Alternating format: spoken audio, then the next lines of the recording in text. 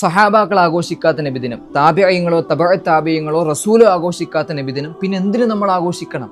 ഒരു പക്ഷേ ഈ ചോദ്യം ഭയങ്കര റെലവൻ്റ് ആയിരിക്കും. പക്ഷേ റസൂലുള്ളാഹിന്റെ മഹബ്ബത്ത് അറിയുന്നത് വരെ ഉണ്ടാവുള്ളൂ നിങ്ങളുടെ ഈ റെലവൻസി. അബൂലഹബ് എന്ന് പറയുന്ന മനുഷ്യൻ നിങ്ങൾക്ക് അറിയൂ?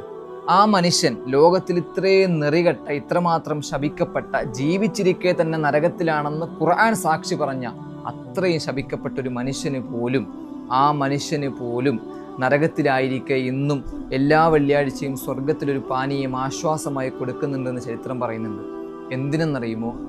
റസൂലുള്ള ജനിച്ചെന്ന് തന്നോട് വാർത്ത അറിയിച്ചപ്പോൾ, അത് റസൂൽ ജനിച്ചു എന്നതുകൊണ്ടല്ല, തൻ്റെ കുടുംബത്തിലൊരു കുഞ്ഞ് ജനിച്ചു എന്നതിൻ്റെ പേരിൽ ആ സന്തോഷത്തിൽ അബൂലഹബ് ഒരു അടിമയെ മോചിപ്പിക്കുന്നുണ്ട്.